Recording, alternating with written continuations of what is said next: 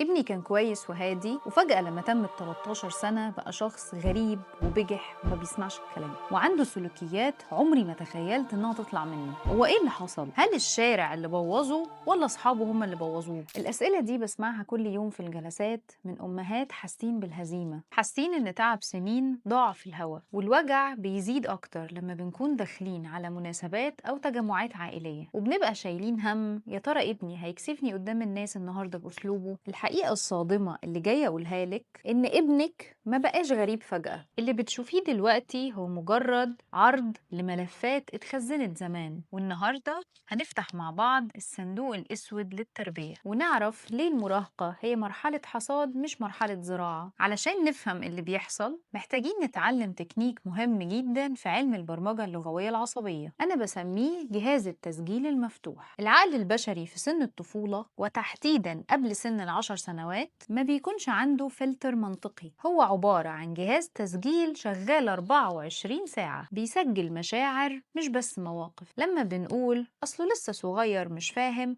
احنا بنرتكب أكبر خطأ تربوي. هو فعلا مش فاهم بالمنطق بتاعه، بس هو حافظ بجهازه العصبي لأنه بيخزن ردة فعلك لما بتتعصبي، وبيخزن قناعاتك عن الحياة، وبيخزن كمان صورته عن نفسه اللي انت بترسميها ليه. خلونا ناخد مثال عملي عشان الصورة توضح. تخيلي طفل عنده 8 سنين وقع حاجة من إيده في عزومة ما، فالأم قالت له قدام الناس انت دايما مهمل وما بتفهمش. الطفل هنا سجل في جهاز التسجيل المفتوح شعور بالخزي ومعتقد ان هو مهمل. لما بيوصل لسن ال 14 سنة المعتقد ده بيطلع في شكل تمرد، لما بتطلبي منه حاجة بيرد ببرود او بجاحة، انت بتشوفيه بجاحة بس الحقيقة العقل اللاواعي عنده بيطلع ملف قديم بيقول ما انا كده كده مهمل وما بفهمش في نظرها، فخلينا اتصرف على الاساس ده. هنا بنستخدم اداة اعادة التسمية الايجابية، بدل ما اقول بجح هقول عنده قوة في التعبير عن رأيه بس محتاج توجيه. لو زرعنا في سن من 7 ل10 سنوات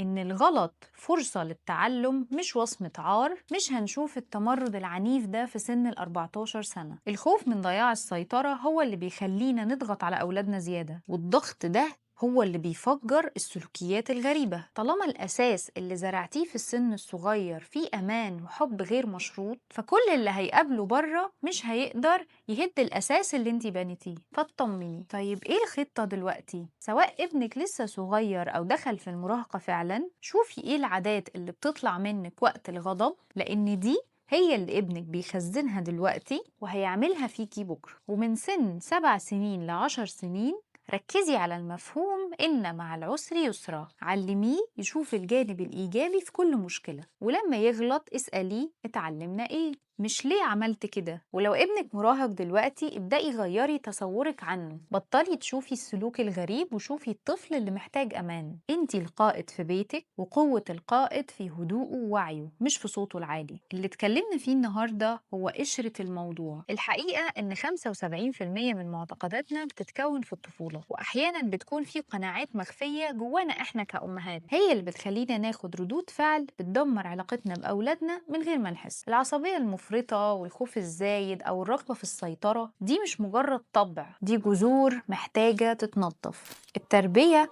رحلة وعي لينا قبل ما تكون ليهم. افتكري دايما انك تبني في عقلهم اللاواعي صورة حلوة عن نفسهم، وهم هيتكفلوا بالباقي. ودي كانت خلاصة الجلسات.